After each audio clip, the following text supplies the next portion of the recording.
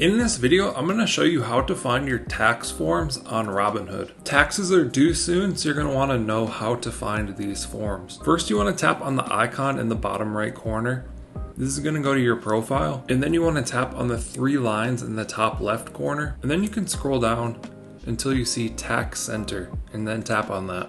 This is going to give you the reports that you need. It's either going to be under Robinhood Markets Consolidated Transactions or Robinhood Markets Consolidated Form 1099. And then you can use the information on these forms to plug into your taxes when you do them. Be sure to check out my YouTube channel where there's hundreds of Robinhood app tutorials. I hope you guys enjoyed this video, found it helpful. Let us know what you think down in the comments below.